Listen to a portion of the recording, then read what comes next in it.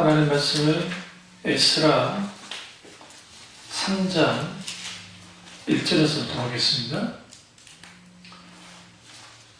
에스라 3장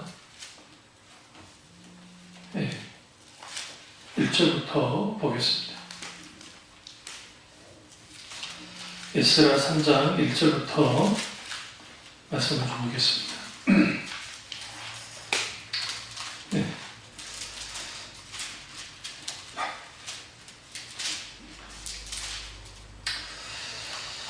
이스라엘 자손이 각자의 성읍에 살았더니 일곱째 달에 이르러 일제히 예루살렘에 모인지라 요사닥의 아들 예수아와 그 형제 제사장님들과 살디의 아들 스룹바벨과 그의 형제들 다 일어나 이스라엘 하나님의 제단을 만들고 하나님의 사람 모세의 율법을 기록한 대로 번제를 그 위에 드리려 할세 우리가 모든 나라 백성을 두려워하여 제단을 그 터에 세우고 그 위에 아침 저녁으로 여호와께 번제를 드리며 기록된 규례대로 초막절을 지켜 번제를 매일 정수대로 날마다 드리고 그 후에는 항상 드리는 번제와 초하루와 여호와의 모든 거룩한 절기의 번제와 사람이 여호와께 기쁘게 드리는 예물을 드리되 일곱째 달 초하루부터 비로소 여호와께 번제를 드렸으나 그때 여호와의 성전 지대는 미쳐놓지 못한지라.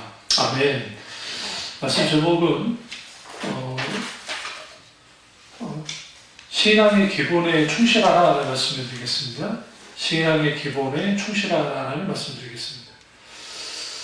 여기서 우리가 좀 깊이 좀 살펴볼 말씀은 3절에 우리가 모든 나라 백성을 두려워하여 제단을 그 터에 세우고 그 위에 아침 저녁으로 여호와께 번제를 드리며. 여기서 제사를 드린 이유가 뭘까요? 이스라엘 백성들이 뭐 좀 이상한 거 좀 못 보셨어요? 읽으시면서 이들이 하나님 앞에 제사를 드리는 이유가 뭐냐면 모든 나라 백성을 두려워했기 때문에 그렇습니다. 그러니까 이제 신앙의 기초 혹은 기본에 대해서 말할 때 우리 하나님께 예배를 드려요. 반대로 말해볼게요. 제가 장사를 해요.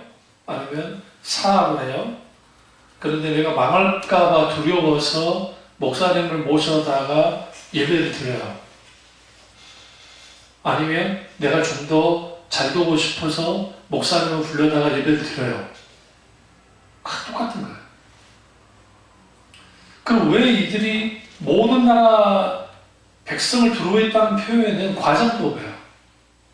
왜냐하면 팔레스틴 땅에 이스라엘 땅에 주위에 있는 나라는 뭐 이집트도 있고 있지만 그 과장에서 모든 나라 백성이라는 표현을 이제 쓰는 거죠. 그러니까 두려우니까. 그럼 그 두려운 이유가 뭐였느냐? 그 이유는 이거예요. 에스라 2장 64절을 보시면 온 회중의 합계가 42,360명이요.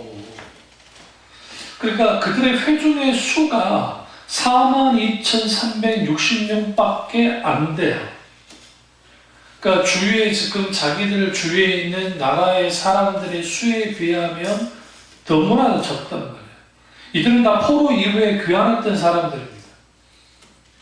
그러니까 바벨론 포로로 있다가 고레스 칙령에서 이제 돌아왔는데 막상 돌아와 보니까 그 땅에 주인 행세를 하고 있는 그 이방 나라 사람들이 혹은 그러니까 북이스라엘 멸망하고 이스라엘 백성과 그 다음에 이방 민족 혼혈된 사마리아 사람들이 거기에 많이 있었던 거예요.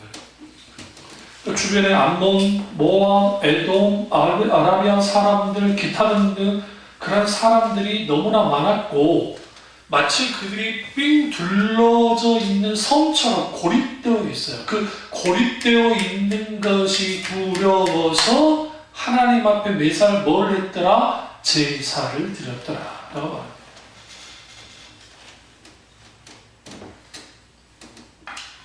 이런 상황에서 먼저 하나님 앞에 제사를 드렸습니다. 그 자체는 뭐라 할 수는 없어요. 왜냐하면 그래도 하나님 앞에 제사를 드린 것 자체는 긍정적으로 볼 수도 있습니다. 왜? 그들은 믿음의 표현이니까. 그러나 그들의 실질적인 제사의 가장 목적은 제사라는 행위를 통해서 하나님의 도움을 끌어당기기 위한 제사였다고 한다면 그것은 예배가 수단에 불과한 거예요. 모든 제사와 모든 예배는 하나님께만 영광을 드려줘야 돼요. 그러니까 오늘날에는 적다 있잖아요. 제가 한참 신학생일 때는 그때 박사학위 열풍이 목사님들한테 있어가지고 그냥 통신으로, 좋게 말해서 통신으로 외국에 있는데 왔다 갔다 통신으로 몇 번 하고, 그리고 거기 가서 그러니까 6개월도 안 돼가지고 미국에 가가지고 그냥 저기 박사학위를 받아오면 이렇게 박사학위를 쳐줬다는 거예요. 미국은 학제가 우리랑 달라서 자기들이 자유롭게 할 수 있어요. 그러니까 미국 자체에서는 불법은 아닌데 우리나라 쪽에서는 그게 이제 인정이 안 되는 거죠. 그런 걸 다 받아와가지고 교회에서 이제 뭐 하냐면 박사학위를 받았다. 그러면서 이제 박사학위 감사예배. 그럼 뭐가 중심되는 거야? 박사학위 받은 게 집중이 되는 거예요. 중심이. 예배의 중심은 하나님 그분이셔야 돼요. 하나님 그분만이 뭐 해야 돼요? 태우셔야 돼요. 물론 이때 지금 이스라엘 백성들이 모든 나라 사람들이 들어와서 예배 드리는 것 자체 속에는 긍정적으로서 이렇게 볼 수 있어요. 어떤 어려움이 있어도 하나님 앞에 성전 공사를 하겠습니다. 라는 믿음의 행동이기도 합니다. 그러나 이들이 성전 건축 후에 포기해요. 포기하다가는 잠정 중단합니다. 포기란 말은 좀 그렇고. 그랬다가 학계가 또 술법을 중심으로 해서 나와서 다시 한번 촉구했을 때 비로소 성전 공사가 다시 진행되는 것을 보게 되어집니다. 그 신앙생활의 기초는 뭐냐? 믿음이에요. 그러니까 어떤 게 더 좋았을까? 열국이 분명히 여러 나라 사람들이 두렵긴 하지만 주님이 함께 하시면 너희 이길 수 있음을 알고 우리가 그들이 하나님 그분의 영광을 위해서 함께 하신 하나님 때문에 예배를 드렸다 한다면 훨씬 더 멋있었을 거예요. 물론 그 일을 합니다. 그게 뭐냐면 5절과 6절에 그 후에는 항상 드리는 번제와 초하루와 여호와의 모든 거룩한 절기의 번제와 사람이 여호와께 뭐한다? 기쁘게 드리는 예물을 드리되 7절까지 초하루부터 비로소 여호와께 번제를 드렸으나 굉장히 중요해요. 비로소 여호와께 번제를 드렸으나 제단을 만든 것까지는 좋았단 말이에요. 그런데 그들이 하나님 앞에 번제를 드리면서 무엇 때문에 번제를 드렸다고요? 모든 나라의 백성을 두려워하여 번제를 드렸단 말이에요. 그게 3절의 말씀이에요. 근데 이제 6절에 비로소라는 표현 속에는 앞에서 드렸던 그 예배의 형태가, 그러니까 제사라는 자체는 나쁜 게 아닌데, 근데 실제로 그들의 심령이 하나님 그분의 영광을 드리고 실제로 그분을 위하여 드리는 예배라기보다는 자기들의 마음의 안정을 위한 그런 예배의 형태였다는 거예요. 그게 오늘날 종교적인 예배의 형태예요. 그러니까 교회마다 하나님 앞에 나와서 예배 드리는 사람들 중에 이제 각가지 모양을 갖습니다. 근데 대표적인 게 힘들고 어렵고 낭망되고 지쳤을 때 예배에 나와서 찬양 가운데 아주 사람들의 심금을 울리는 그러한 찬양이 선곡이 되어져서 흘러나오고 그 찬양을 들으면 거기에서 내 처지와 내 환경이 비슷하니까 눈물도 나고 가슴도 찡해지고 거기에서 막 은혜 아닌 은혜를 막 받는단 말이에요. 그리고 난 다음에 목사님이 이렇게 말합니다. 여러분 한 주간 너무 수고하셨어요. 인생 살기 힘드시죠? 누구나 힘들어요. 그런데 여러분 주님이 여러분을 위로하시기 원하고 하나님은 여러분에게 복 주시기를 원하고 여러분의 인생이 보다 더 웃음꽃 피기를 원하시는 분이 하나님이십니다. 그러니까 여러분 낭망치 마시고 주님만을 의지하고 주님만을 붙들고 우리 힘차게 살아갑시다. 걸리는 게 하나도 없죠. 이 소리 듣고만 있어도 기분이 좋아지지 않으세요? 실제로 내가 그런 것 같지 않아도 그런 설교 듣고 그런 말을 들으면 아주 즐거워지고 아주 기뻐지는 것 같단 말이에요. 그러다 보니까 예배가, 제사가 누구를 위한 예배인가? 그러니까 사람을 위한 예배인가? 아니면 하나님을 위한 예배인가? 사람을 위한 예배가 되어버려요. 그러니까 처음에는 이스라엘 백성들이 여러 나라 사람들의 두려워해서 그것 때문에 번제를 드렸어요. 하나님께서 자기들의 종교적인 행위, 번제를 통해서 보호를 주기를 원하는 그런 마음을 가지고 그러다가 몇 개월이 지난 다음에 비로소 여호와께 번제를 드렸으나가 문제예요. 드렸다 하고 끝나면 긍정적인 표현인데 드렸으나 뭘 하지 않았어요? 보세요. 그때에 여호와의 성전지대는 미쳐놓지 못한지라. 여러분 성전 건축에 있어서 가장 중요한 게 뭘까요? 성전지대예요. 성전지대에 텃파기를 하고 땅을 다지고 거기에 주춧돌을 놓고 그리고 건물을 지을 거 아니에요. 근데 성전지대는 미쳐놓지 못했다는 거예요. 뭐 때문에? 아직 이들 가운데 뭐가 내려지지 않았냐면 사람들이 내려지지 않은 거예요. 실제로 이제 3장 쭉 4장 가보면 성전 건축을 방해하는 사람들이 이제 막 나옵니다. 그러다가 5장에 보시면 선지자 학개와 이도의 손자 스가랴가 이스라엘 하나님 이름으로 예언합니다. 그러면서 이제 건축을 다시 하라고. 이때 학개 선지자가 뭐라고 말하냐면 야 너희의 이제 에스라만 보면 이 성전 건축이 다시 시작된 게 마침 한 몇 개월 정도 몇 개월 중단했다고 하는 것 같은데 몇 년이 지나요. 몇 년이. 그러니까 학개서를 보시면 몇 년 동안 성전 건축을 중단시켜버려요. 뭐가 문제가 있어서 그래요? 신앙의 기초가 제대로 되어 있지 못하면 우선순위가 다 깨져요. 다 깨져요.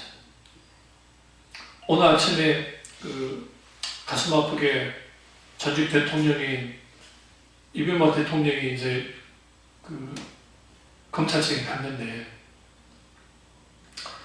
기자가 하는 말이 그 말하는 거예요. 이번 주일날 교회도 안 갔다. 갈 마음이 있겠어요? 근데 여러분 그래도 가셔야 돼요. 그분이 장로님이기 때문이 아니라 그분이 크리스찬이라고 하셨으니까 그거야말로 하나님 앞에 나가야죠. 근데 왜 교회 안 가셨을까요? 일단 사람들이 시선도 있고 여러 가지 이유가 있으실 거예요. 또 정당한 이유도 있을 거라고 생각합니다. 그럼에도 불구하고 자신의 명예, 자신의 어떤 그런 것들을 상관없이 주님 앞에 나가야 돼요. 왜요? 우리가 당당하기 때문에 하나님 앞에 예배 나오는 게 아니라 우리 주인인데 우리는 주인인데 하나님 앞에 내가 당당히 나올 수 있는 존재가 안 되잖아요. 주님 앞에 나가야지. 거기에서 뭐가 갈려지냐면 나를 위한 하나님과 하나님을 위한 나가 결정이 되는 거예요. 지금 이들은 포로 교환에서 왔던 이스라엘 백성은 믿음이 있는 사람들입니다. 교환 오면서 사람들이 많이 죽었어요. 질병에서 많이 죽고 사고로 죽고 막 그랬던 거예요. 그러니까 참 믿음이 있는 사람들인데도 불구하고 현실적인 위협에 딱 맞닥뜨리니까 자기들을 위해서 뭐니까 열골 두려워했습니다. 두려움 때문에 하나님께 번제를 드렸고, 그러니까 종교적인 행위를 통해서 뭔가 하나님의 도움을 갈구해보자 하는 이런 형태를 뭐라고 하냐? 종교화된 신앙이에요. 그러니까 이제 제가 지금 그 컨퍼런스 준비하면서 저도 스스로가 컨퍼런스 말씀 준비하면서 화들짝 놀라는 게 뭐냐면 이 정도까지 종교화됐던가 기독신앙이 그러니까 기독신앙이 종교화되면 종교적인 의식, 종교적인 행위, 종교적인 어떠한 절기 지키는 것, 그런 것만 잘하면 끝나는 거예요. 신앙이 그게 다예요, 전부예요. 그리고 내가 이러한 종교적인 행위를 했기 때문에 신은 혹은 하나님은 나를 도와줘야만 한다는 거예요. 일찍이 제가 이렇게 개혁주의적이고 그 다음에 신앙이 본질적으로 설 수 있었던 배경에는 이제 성경 말씀도 그런 것도 있고 제가 또 그 방향으로 오기도 있지만 제게 길을 비춰줬던 작 엘룰이라든지 그리고 그 개혁자들 특히 뭐 조난 에드워드, 마틴 로드 존스 뭐 기타 등등 그런 분들이 뭐 하느냐 보여준 거예요. 프랑스는 아주 개혁자들이 귀하게 세웠던 곳입니다. 그러니까 교회가. 프랑스가 아주 그 카톨릭스도 가겠지만 위구노라고 하는 개혁자들이 아무 많았고 우리 푸티 프랑스 들어왔죠. 푸티 프랑스 제가 우리 가평에 있는 푸티 프랑스 말고 실제로 프랑스에 푸티 프랑스가 따로 있어요. 그 작은 프랑스라는 곳인데 그것이 누가 만들었냐? 위구노들이 만들었어요. 그 위구노는 누구냐? 개혁주의자들. 종교개혁에 앞장섰던 사람들.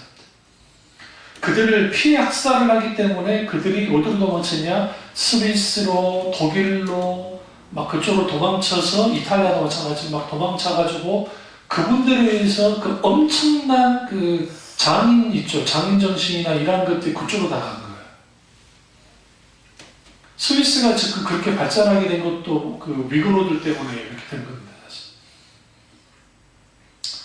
그러면 무슨 말씀을 배워가냐면 신앙의 본질 속에 있게 될 때에 작자하게 뭘 거부하게 되냐면 종교화된 신앙 형태들을 거부합니다.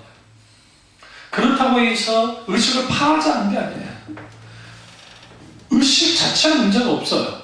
문제는 의식만 추구하는 사람의 문제고 그 의식이 본질을 대체하는 게 문제예요. 그러니까 의식이 본질을 대체하는 게 율법주의예요.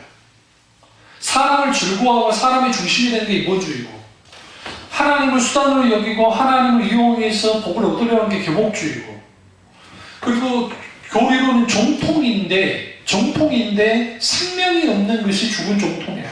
생명이 없다는 말은 무슨 말이냐면 교리로는 100%는 없지만 어쨌든 정통이 서 있어요. 교리적인 신앙 속에. 그런데 실제로 거기는 뭐가 없냐면 생명이 있는 성령의 놀라우신 역사하심이 함께하지 않으면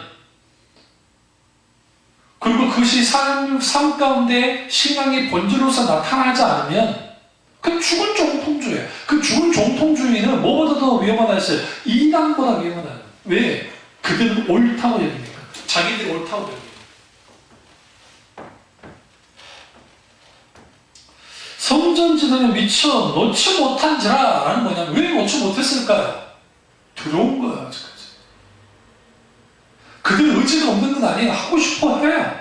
그런데 뭐하냐? 그 지금 여러 나라 사람들이 그것을 배웠을 때에 어떻게 나올지 모르니까 안 되는 거예요. 그래서 우리가 신앙의 기본에 충실하려면 첫 번째로 무너진 재단을 회복시켜야 돼요. 이게 아주 중요한 거예요. 구약에 있어서 가장 큰 것이 무너진 단을 다시 쌓는 거예요. 재밌는 표현이 있습니다. 저기 아브라함이 갈대아우르에서 나와서 가나안 땅에 들어와서 했을 때 마치 대규모의 기근이 들었고 그가 이제 남쪽으로 쭉 내려가다가 이집트로 딱 가버립니다. 이집트로 딱 들어가버려요. 그가 이집트로 들어갔다가 거기서 아내를 빼앗길 뻔하고 하나님의 도움으로 빠져나옵니다. 그리고 첫 번째 때는 행동이 뭐였어요? 제단을 쌓다.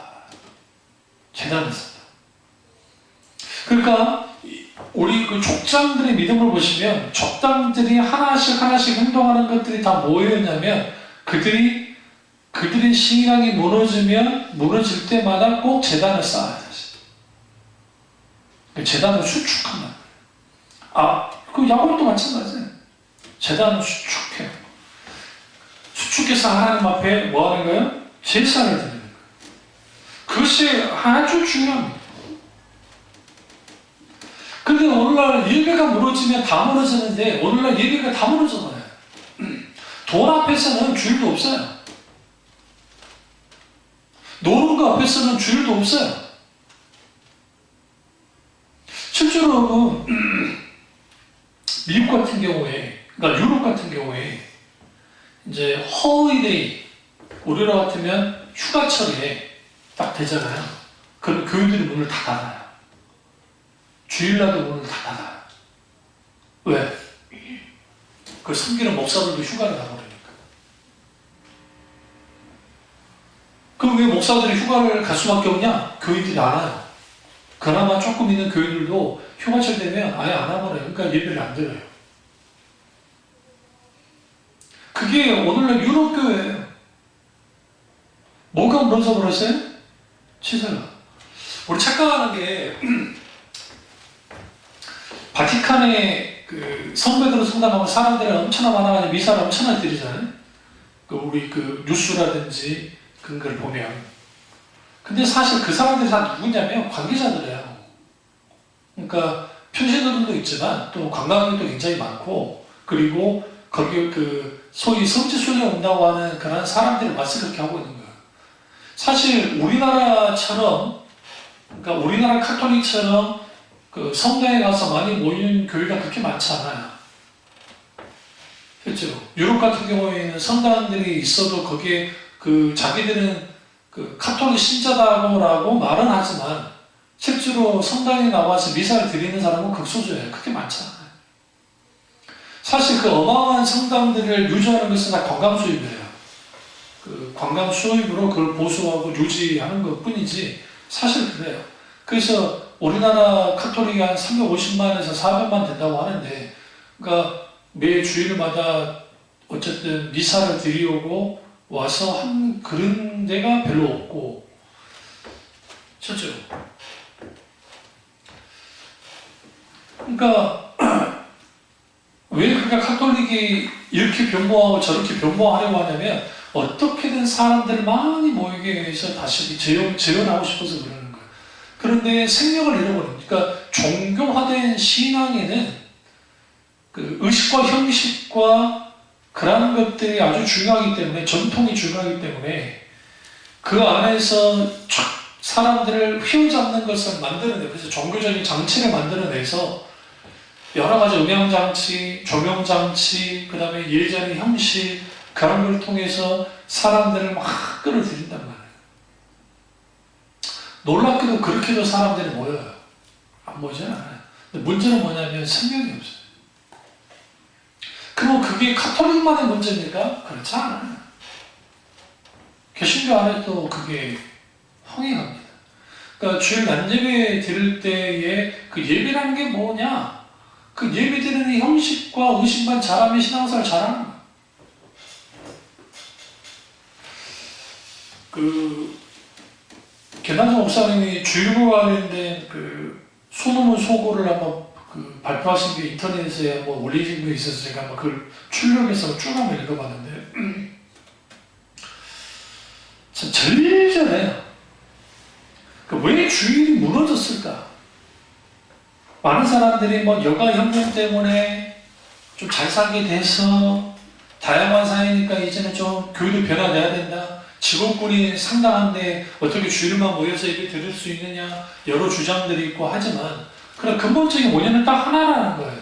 결국은 그렇게 된 이유가 뭘까? 신앙의 타락이라는 거예요. 결국 신앙이 타락했기 때문에 타락한 신앙 형태 속에서 하나님 앞에 주일날 예배를 드린다는 것이 불가능해요. 자기 편의대로 그냥 가까운 교회 가버리면 되는 거예요. 적두지 않고. 그러니까 일종의 고아라는 거예요. 영적 고아들. 이게 아주 무섭죠. 그래서 우리 신앙의 기초는 예배회복 없이는 기본은 설 수가 없습니다. 그럼 예배는 어떻게 그럼 회복시킬 수 있나요?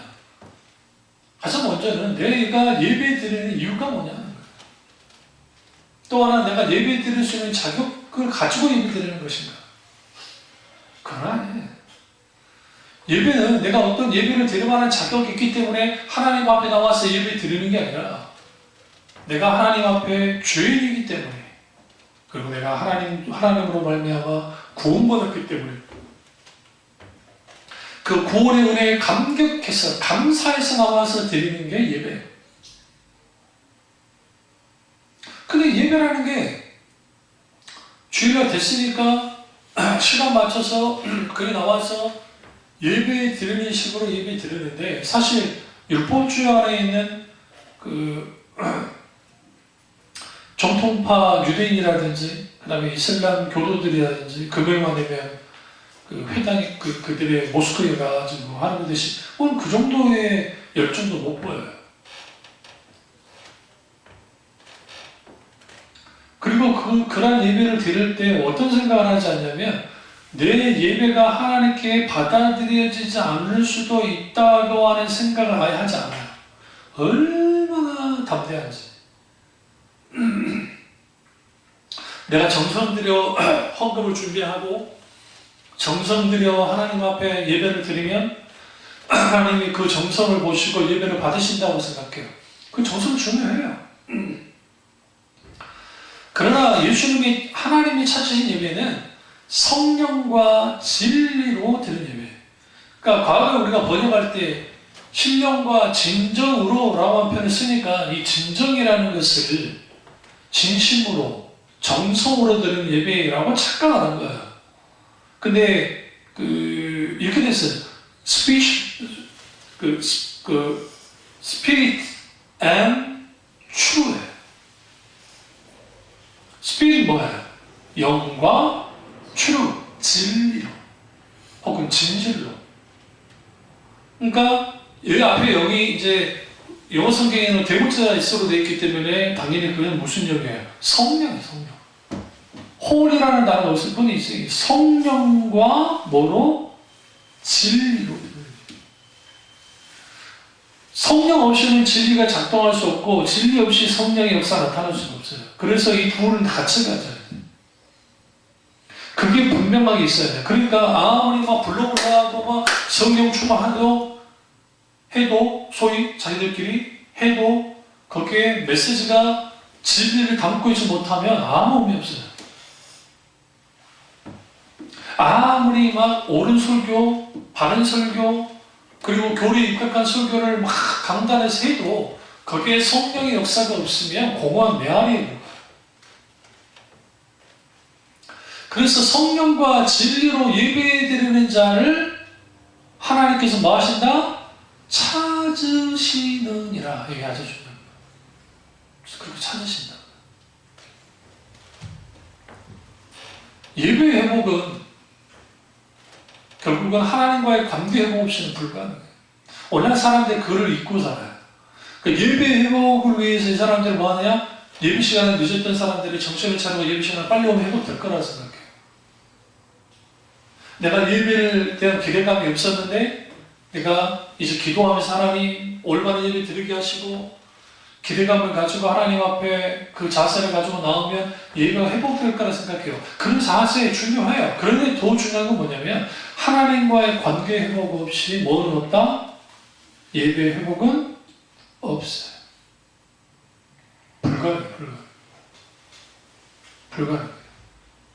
그러니까 그게 잘 안 되니까 성령의 놀라운 역사 속에서 우리가 만져지고 깨뜨려지고 일주일의 삶 속에서 하나님과의 교제를 나누면서 그 관계 속에서 신앙생활하고 삶을 살아가고 인생을 살아가는 것이 바탕이 된 상태에서 예배가 나와야 되는데 삶과 동떨어지게 다 끊어버리고 나와서 예배가 나오는 거예요. 근데 그런 예배는 불가능해요. 근데 그런 예배가 가능하다고 여겨요. 종교적인 신앙을 갖고 있는 사람들이. 왜 가능하느냐? 자기 일상의 삶 속에서 경험하고 내가 죄도 짓고 넘어지기도 하고 은혜도 누리고 했던 이 모든 삶 속에서 하나님과 관계 속에서 얼그러졌던, 같이 어우러졌던 것들이 자연스럽게 우리의 공예배의 현장으로 예배가 형식이라는 그릇을 통해서 나타나면 그게 온전한 하나님 드리는 예배가 돼요. 이게 삶으로 드리는 예배가 함께 같이 드려지는데, 그게 아니라 삶은 삶이고 주일날 나와서 예배 드리는 것은 예배인 거예요. 그러니까 주일날 나와서 예배는 잘 드리는 것 같아. 근데 삶은 엉망인 사람이 있어요. 그런 사람들은 진정한 하나님 앞에 예배를 드리는 사람이야? 그렇지 않습니다. 이런 목사님들 계세요. 삶으로의 예배를 강조하다가 공적 예배를 좀 덜 강조하는 목사님들 계신데, 이거 아주 위험한 거예요. 왜 그러냐면, 공적 예배의 회복 없이 삶의 예배가 회복될 수 없고, 삶의 예배의 회복 없이 공적 예배가 회복될 수가 없어요. 그러니까 이 두 개는 같이 가는 거지 따로 가지 않아요. 하나 따로 가지 않는다. 그래서 생각보다 예배는 쉬운 게 아니에요. 우리가 생각하듯이. 그냥 주일날 나와서 예배가 딱 들으면 그냥 예배가 자동적으로 되어지는 게 아니라는 거예요. 그래서 신앙의 종합, 굳이 곧 아트라고 할 수 있는 게 예배예요. 삶이 거기에 담겨져야 되고, 신앙 고백이 담겨져야 되고, 찬양과 기도와 헌신 혹은 봉헌, 헌금이, 그리고 하나님을 향한 결단이 같이 어우러지는 게 예배이고, 그 예배가 회복되어져야 신앙의 기본이 되는 거예요. 그러니까 신앙의 기본이라는 것은 아주 우리가 생각하듯이 신앙의 기본은 쉬운 것 같지만, 그 기본 신앙 없이 신앙이 세워질 수가 없기 때문에 아주 중요한 거예요.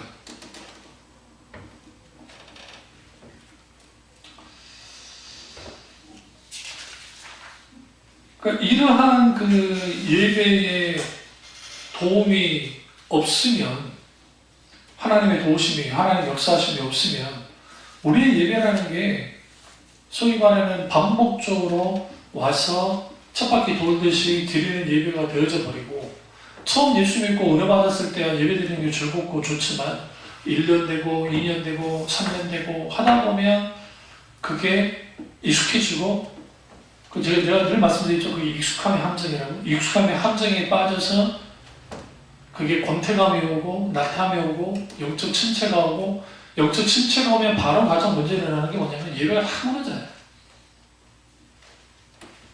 그래서 이제 사람들마다 보이는 반응이 다른데, 그러다 보면 그것에 대해서 그냥 체념하고 형식적으로 예배를 빠지지 않아요. 그러니까 예배를 빠지지 않지만 형식적으로 나와서 예배 드리는 사람이 있고, 아니면 어떤 사람은 그 권태감을 못 이기고 교회를 아직 따라오는 사람도 있고, 그것도 아니면 이것도 아니고 저것도 아니고 애매모호한 상태에 있는 거예요.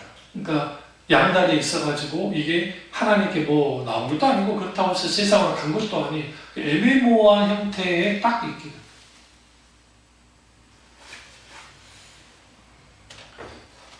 이게 오늘날의 소위 말하는 신앙의 익숙함의 함정에 빠져 있는 사람들 모습이고, 그러니까 그런 것들이 있게 되어지면 기본 신앙을 기대할 수가 없어요. 한번 물어볼까요? 뭐 여쭤보기보다는, 술, 담배 안 하면 신앙생활 잘하는 사람입니까? 그럼 술, 담배 하면 신앙생활 잘하는 사람입니까? 못하는 사람입니까? 한국 교회는 기본적으로 술, 담배 안 하면 또 남자가 술, 담배 안 하면 믿음 참 좋은 사람이라고 평가해줘. 그러니까 술, 담배 문제는 단순히 술을 한다 안 한다가 중요한 게 아니에요. 사실 뭐가 문제냐면, 술이 인을 박아가지고 그 사람을 끌고 가면 그들이 얽매이게 되잖아요. 술에. 그게 얽매이기 쉬운 죄에 빠진 거예요. 어떤 사람은 도박에 탁 빠지는 사람 있죠. 그 도박에. 어떤 사람은 스포츠에 빠지는 사람이 있죠. 어떤 사람은 레포츠에 빠진 사람들 있죠. 이런 사람이 있다 합시다. 레포츠를 너무 좋아해요. 막 스키 타는 거 좋아, 스쿠버 다이빙이나 막 물고 그런 거 좋아하는 사람이 합시다. 여름만 되면 만약에 그 사람이 주일날 예배 안 나온다. 그게 좋아가지고. 그런다 합시다. 그런 것들이 아니면 그런 것들이 삶 전체를 차지하고 있으면 주일날 나온다 할지라도 그게 술, 담배랑 똑같아요. 그러니까 초창기 우리 한국교회 왔던 선교사들이 왜 술과 담배에 대해서 문제를 삼았냐면 집집마다 건방대가 없는 사람이 없는 거예요. 제가 어렸을 때도 우리 외할머니가 건방대로 담배 피우는 걸 제가 봤습니다. 제가 어렸을 때 툭툭툭툭 터시고 그러니까 이게 인이 박히고 그러니까 이게 일종의 더 문제가 되는 거예요. 어떤 나라에서는 유럽 어떤 나라는 담배를 마약으로 취급해요. 마약으로. 어떤 나라는 마약보다 더 안 좋다고. 그리고 술 같은 경우에는 고주망태가 돼서 정말 한국 사람들 DNA 속에는 정말 술주정뱅이 같은 그런 게 있으니까 집집마다 그것 때문에 고통당하는 거예요. 그러니까 먹을 게 없어도 꼭 술을 해먹네. 그러니까 그 박정희 대통령이 대통령 되고 난 다음에 한동안 술 양조를 한번 그만 적이 있어요. 그 이유가 뭐냐면 보릿고개 좀 넘겨야 되는데 사람들이 먹을 거 없다면서 술을 갖다가 막 만들고 그런단 말이에요. 근데 그걸 한번 그만 적이 있다고요. 그러면 신앙생활할 때 술, 담배는 하진 않지만 신앙생활에 있어서 실제로 가장 큰 핵심은 하나님과의 관계예요. 그러니까 관계 중심에 하나님과의 관계 중심의 신앙생활을 해나가는 사람들은 의식과 형식도 거기에 잘 담아요. 본질을.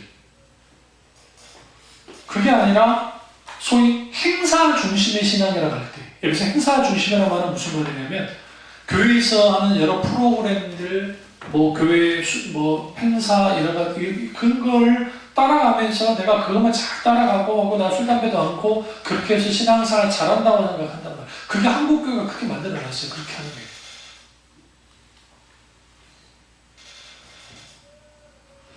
그 교회에서 하는 예배 나오고 행사 나오는 거 나쁘다는 게 아니에요. 그건 아주 좋은데 그게 신앙의 전부가 아니고 그는 뭐예요? 수단이고 그럼 본질은 뭐냐는 거예요. 내가 하나님을 아는 것. 그러니까 내가 하나님을 안다 할 때 그 안다는 것이 경험을 통해서 알아야 되는데 그 인투이션 하나님은 아는데 모든 신앙은 내가 하나님을 만나고 경험하고 관계하는 만큼만 내가 하나님이라는 신앙을 갖게 돼 있어요. 갖게 돼 있어요. 그러니까 CTS나 CBS를 한번 보시면 이제 C채널도 그렇고 그TV도 그렇고 예배 신앙을 보시면 대형교회일수록 초대형교회일수록 예배가 화려해요. 그래서 어마어마한 성가대를 뒤에다 두고 엄청난 성가대를 두고 그리고 앞에다가 그 엄청난 오케스트라를 두고 그 다음에 보컬들 그러니까 노래 부를 수 있는 사람들 앞에다 배치하고 더 할 수 있으면 이제 타악기 그러니까 전자 드럼 드럼부터 시작해서 전자 킥팝부터 다 갖춰나오고 그걸 확 할 때 우리가 그 세종문화회관이나 예술전당 같은 데 공연 볼 때 그 느낌이 바로 들어요.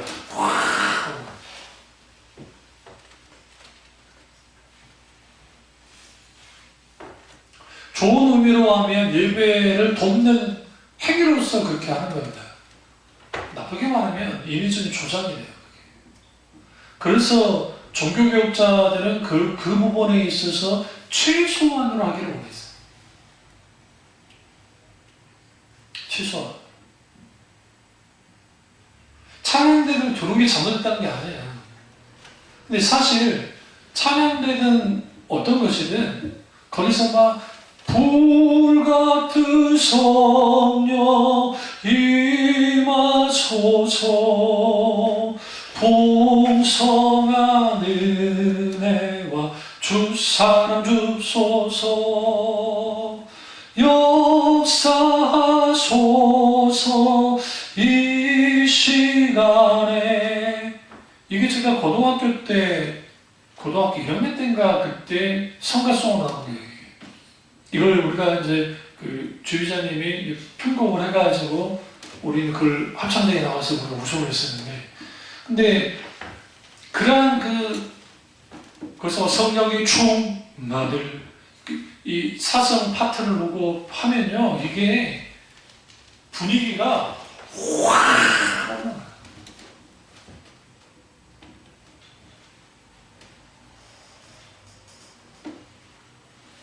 그게 성령의 역사 없다는 거 아닙니다. 성령의 역사 하시기도 하고, 고기 주는 강력한 능력이 있어요. 이런 생각 안 해보셨어요? 카톨릭 종교음악이 왜 그렇게 발전했을까요? 하이든이라든지 베토벤이라든지 그런 노래들이 왜 그랬을까요? 그 시대의 문화 양식과 결합하면서 나오게 됐지만, 사실 하나님의 임재가 사라지면 인간들은 그 자리에 뭐로 메꾸려고 하냐면, 인간은 갖고 있는 지정의 감정을, 지성과 감정과 의지를 갖고 있기 때문에 그 문화 양식을 통해서 그 시대가 갖고 있는 걸 가지고 그걸 씌워요. 그래서 그 이명타가 나오는 거예요. 그러니까 처음 예수 믿는 사람들이 그런 걸 딱 보면 그냥 충격받을 수밖에 없어요. 그러니까 불교에서 배운 거 아니에요. 불교에서 언제 참불가가 있었어요? 언제? 물어보자고요. 불교에 언제 참불가가 생겼어요? 이게 근대에 생긴 거예요. 누구 따라한 거예요? 개신교 따라한 거예요. 개신교. 그것을 통해서 예배 드릴 때에 사람들이 되어주도록. 근데 그러한 것들이 그렇게 하는 것 자체에 대해서 뭐라 하겠어요. 그러니까 정말 하나님 인도를 따라서 하면 뭐 그럴 수 있는데, 그렇게 함을 통해서 예배의 은혜를 받을 수 있는 장치들을 다 마련시켜놓고, 그렇게 해서 마치 그 엔터테인먼트 같은 그러한 분위기를 조장하면서, 그리고 엄청난 그 고가의 그 영상 장비와 그런 것들을 확 해주면 사람들이 거기에서 확, 그게 성령이 역사하는 것인지, 그게 그런 영상 장비와 그런 프로그램과 그런 어떤 기타 등등 그런 것들이 그런 건지에 대한 분별력조차도 없어요. 그러니까 그런 예배를 드리고 그런 식으로 하다 보면 기쁘고 즐거워요. 그리고 자기 삶과 동떨어지게 삶과 상관없이 나와서 예배라고 하는 또 다른 하나의 그 무대 같은 데 속에서 들어와서 거기서 예배를 드리고 그러고 또 간단 말이에요. 그 기본 신앙이 바로 세워지려면 예배가 회복되어야 되고, 그 예배의 회복의 가장 큰 핵심은 하나님과의 관계, 하나님과의 만남이고 친밀한 교제이고, 그것이 분명하게 되어져야 되는데 그것에는 관심이 없고 예배 드리는 행위. 그러니까 찬양대도 저도 오래 서왔지만, 성가대를 오래 서왔지만, 성가대를 이끌어가는 수는 한 20%가 다 이끌어가요. 나머지는 다 하파리들이에요.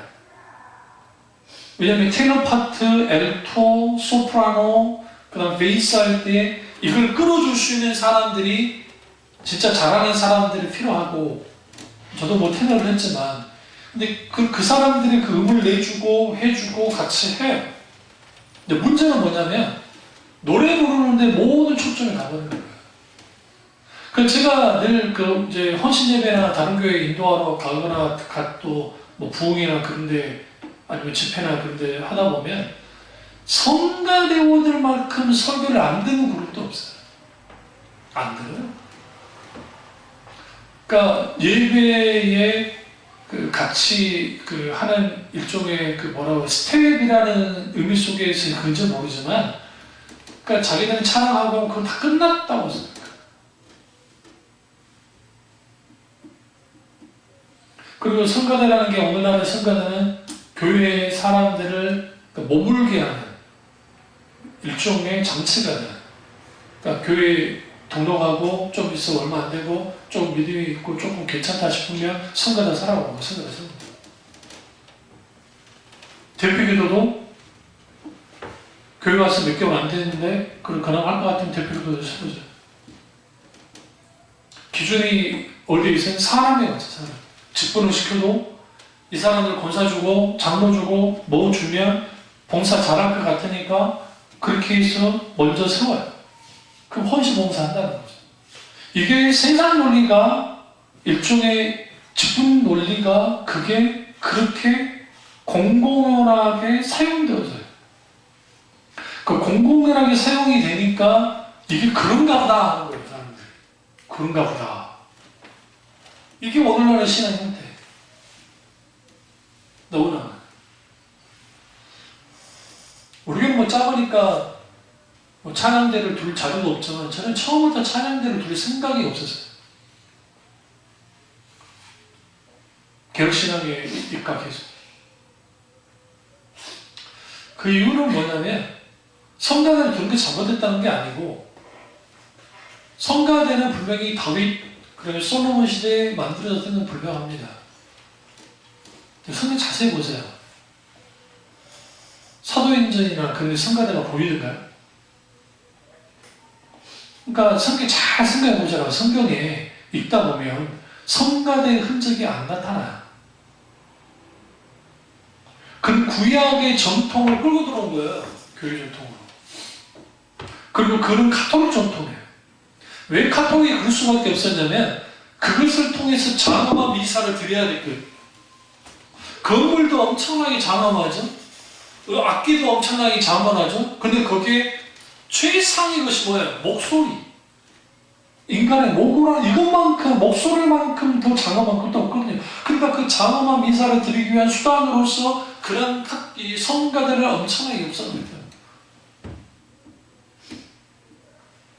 거기서 노래를 불러주면 사람들이 거기에서 뭐 하게 돼요? 쭉 젖어드는 거예요. 물론 이렇게 말할 수도 있어요. 그 성가들의 찬양 속에서 하나님의 역사하시고 그 성가들의 찬양 속에 성령의 역사, 너 부인하지 않는다니까요. 그게 역사하시기도 하니까 분명하게. 중요한 것은 뭐냐면 성가들 한다 안 한다가 중요한 게 아니라 하나님의 놀라운 역사 속에는 인위적인 것들은 다 배제해야 돼요. 물이 위에서 밑으로 흘러내리듯이 자연스럽게 하나님의 역사가 흘러내려가죠. 누가 역사하시는? 성령께서 역사하시다.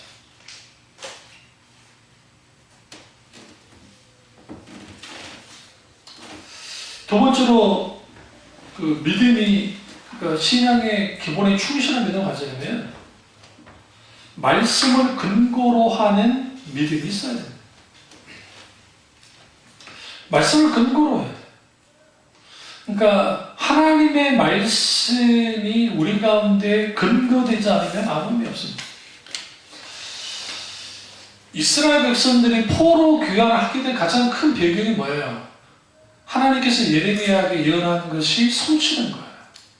그 예레미야 예언이 분명히 있었어요. 그런데 잊었다고요. 누가? 이스라엘 백성들이. 잊어먹었어요. 완전 까먹고 있었어요. 근데 다니엘이 어느 날인가 예레미야서를 읽다가 뭘 발견했어요? 70년 이후에, 한 일회 이후에, 한 일회가 70년이에요. 7년이니까. 근데 그 70년 만에 뭐 할 것이다? 귀환할 것이다 라고 하는 그 하나님의 예언의 말씀을 그가 붙듭니다. 그가 붙들고 하나님 앞에 기도했고 실제로 그 일이 이제 이후에 벌어지는 거예요. 그러니까 그 전까지는 하나님의 말씀이 잊혀졌어요. 잊혀졌어요. 우리가 신앙생활 하면서 가장 중요한 것 중에 하나는 뭐냐면 진리가 재발견되어지는 거예요. 그러니까 이게 큰 진리, 우리가 큰 진리, 적은 진리 없고 어떤 진리의 말씀이. 어떤 사람이 복 받는 사람이냐면 말씀을 묵상하다가 성경을 듣다가 기도를 하다가 하나님이 그때그때 주신 은혜 속에서 깨달아지는 거예요. 하나님의 진리는 2000년 역사 속에서 다 드러났어요. 어마어마한 신학자들을 통해서, 하나님의 사람들을 통해서. 그러나 우리는 다시금 진리가 재발견되어지고 말씀이 재발견되어지는 은혜가 필요하고 그것이 우리 가운데 있어야 돼요. 그런 게 되어져야 우리는 뭐 하게 되냐면 그 말씀의 근거로 하는 신앙생활이 되는 거예요. 포로교환이 그랬던 거죠. 요시야의 종교개혁의 핵심이 뭐예요? 신명기서의 발견이에요. 거기서는 율법책이라고 되어 있어서 이제 신명기라고 기록되어 있지 않지만 거의 대다수 학자들이 그걸 신명기라고 해요. 그러면 생각해보세요. 두루마리 성경을 얼마나 보관을 어리석게 했으면 신명기서를 잃어버렸는지도 몰랐을까. 요시야 때도 성경 계속 기록되고 있던 시대이긴 하지만, 그러니까 얼마만큼 하나님의 말씀으로부터 이스라엘 백성들이 떠나 있었는지를 알 수가 있어요. 더더군다나 신명기서는 모세가 썼잖아요. 모세오경이잖아요. 창세기, 출애굽기, 레위기, 민수기, 신명기. 이게 모세오경이에요. 모세오경이 신앙의 핵심 아닙니까? 여호와 종교, 야훼 종교에 있어서. 그런데도 신명기서를 읽는지도 모르고 있다가 그 신명기서를 발견했고 그 말씀을 읽고 그것에 대해서 해석을 가하자 거기서 뭐예요? 하나님이 놀라운 부흥이 일어났어요. 그러니까 말씀의 근거로 한 신앙이 돼야 신앙의 기본이 되는 거예요. 말씀이 가라는 것만큼 가면 되고 서러워하면 서면 돼요. 물론 안 하면 물러나면 되고. 또 오늘날 신앙이 그렇지 못하다. 과거의 교인들은 설교 말씀을 아주 중요시했어요. 권사님도 계시지만. 그래서 어떤 목사님이 설교가 참 잘한다 못한다 말은 좀 어폐가 있긴 하지만 그래도 어떤 설교 말씀이 신앙생활에 지대하게 영향을 끼쳤지만 오늘날에는 설교가 지대하게 영향을 끼치지 않습니다.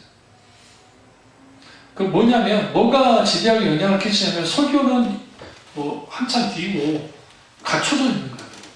그러니까 모든 걸 뒷받침해주는 프로그램, 그 다음에 시스템, 그 다음에 환경, 건물부터 시작해서 그 구성원들, 어떤 것들, 그런 게 있으면 되는 거예요.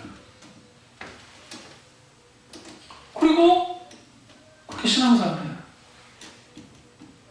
신앙생활.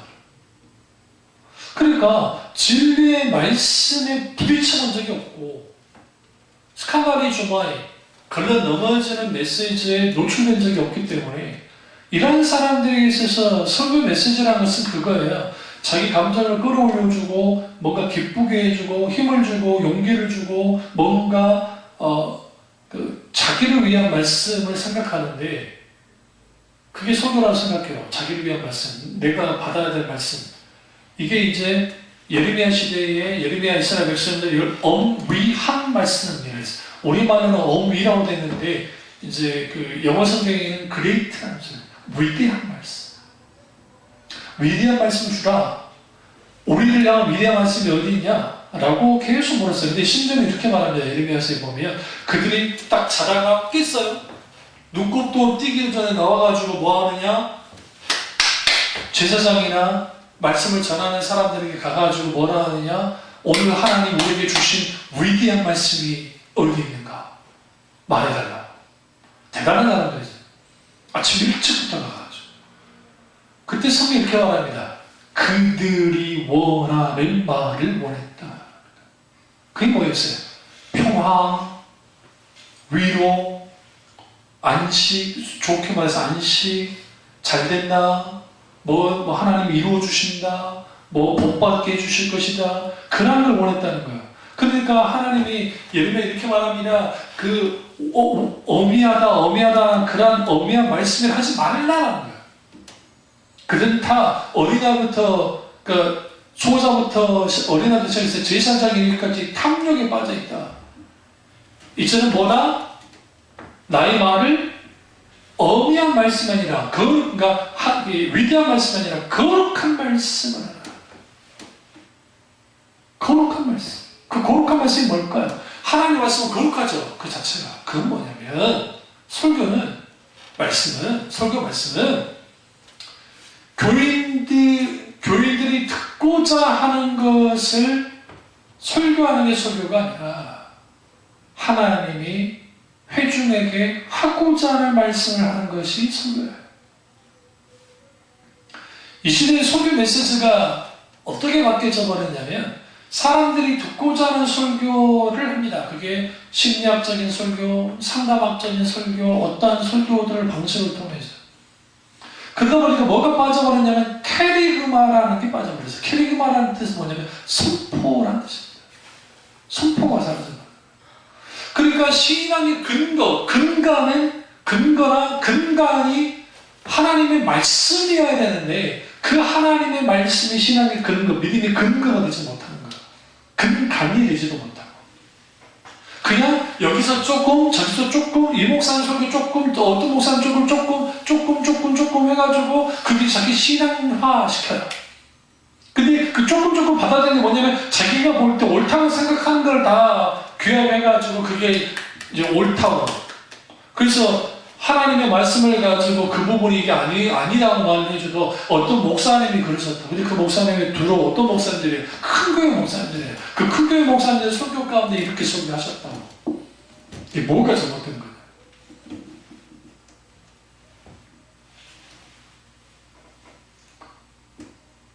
그래서 제 말은 아니고 어떤 신학대학 교수님이 한국교회의 교인들의 성경 수준, 그러니까 성경에 대한 지적인 수준은 초등학교 3학년 정도밖에 안 된다. 이게 굉장히 충격적인 발언이에요. 그러니까 한국교회 교인들의 성경 수준, 그러니까 이 지적인 수준이에요. 말씀을 아는 성경 수준이 초등학교 3학년, 초등부 3학년, 그러니까 유년부 3학년, 그 정도밖에 안 된다.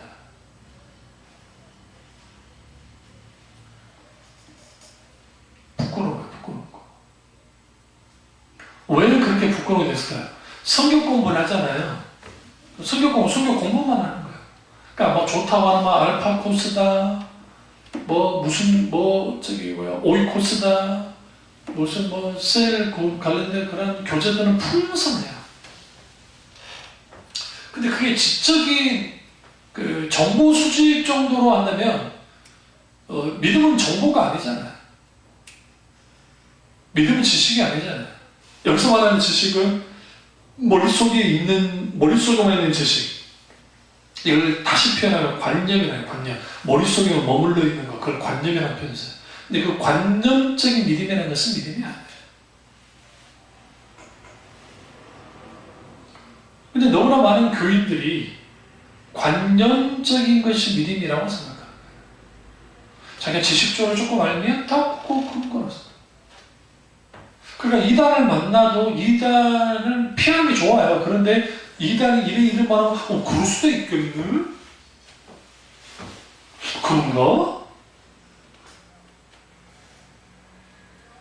박업수 같은 사람들이 채권을 모아놓고 막 하는데 불멸력이 없으니까 틀린 게 없는데? 이렇게 말할 수도 있어요. 그런 거는 목사님들만이 알 수 있는 거죠. 신학생들만 알 수 있는 거죠. 그렇지 않아요. 진리의 말씀을 온전히 깊이, 그리고 교리적으로도 교육을 깊이 잘 받은 사람들에 있어서는 그게 분별력 다 생겨요. 다 보면 알아요. 들으면 알아요.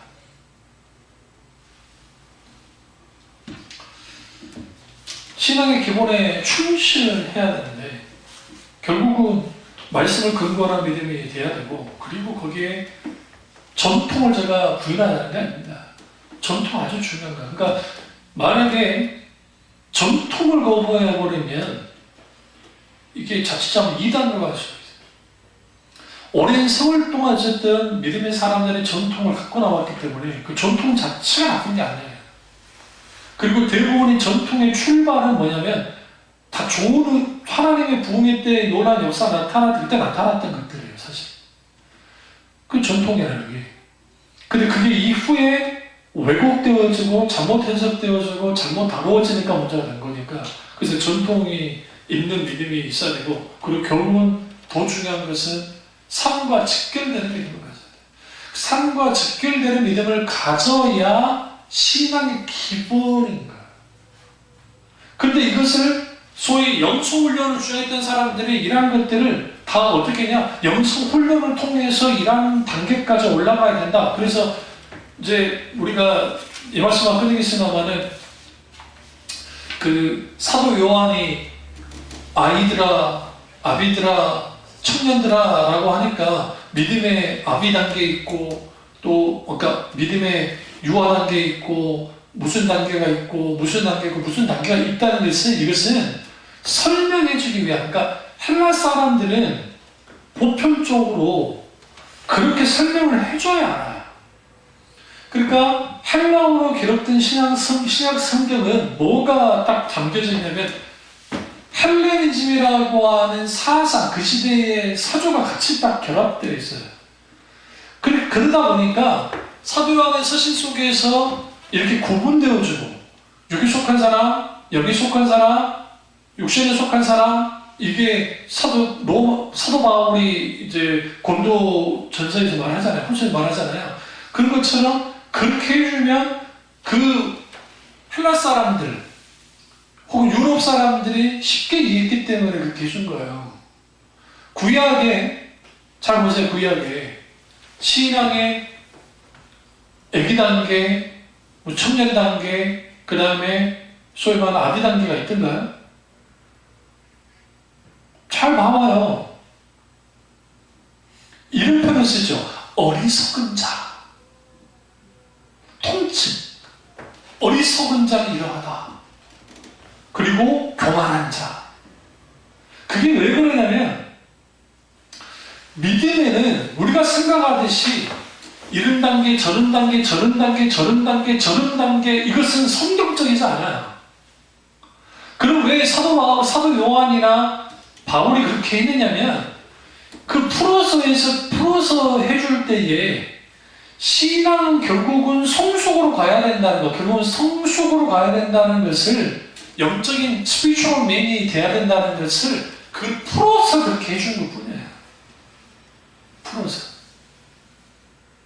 그래서 소위 단계적 신앙을 너무 심할 정도로 그걸 뭐 진리화 시켜가지고 2단계의 신앙, 2단계의 신앙, 저단계의 신앙, 저단계의 신앙이라고 딱 그려버리면 소위 문자의 굴레에 딱 막혀가지고 그려버리면 아주 심각해집니다.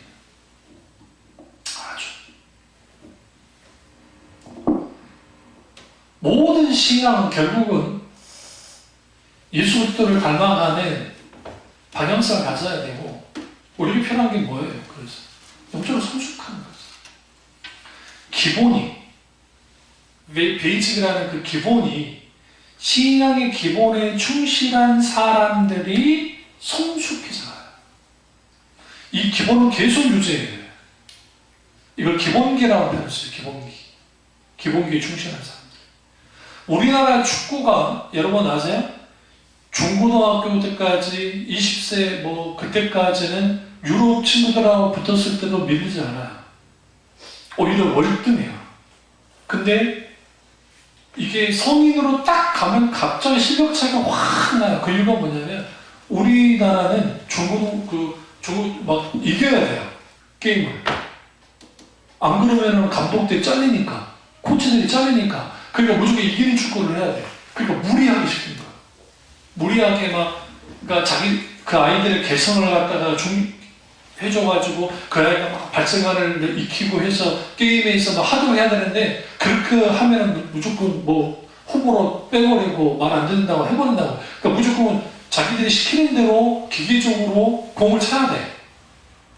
감독 코치가 시키는 대로. 근데 창조적 플레이가 안 나와요. 그리고 기본기는 어릴 때 조금 배우고 말아버려요.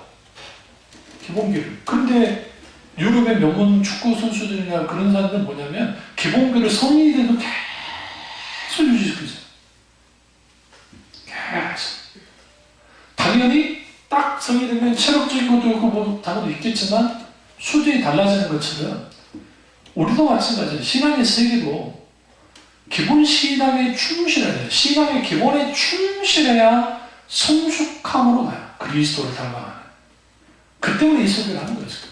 그래서 우리 필요한 게 뭡니까? 신앙의 기본을 회복해야 됩니다. 그 은혜가 저와 여러분 있기를 주님으로 축원합니다. 기도하겠습니다. 기도하실 때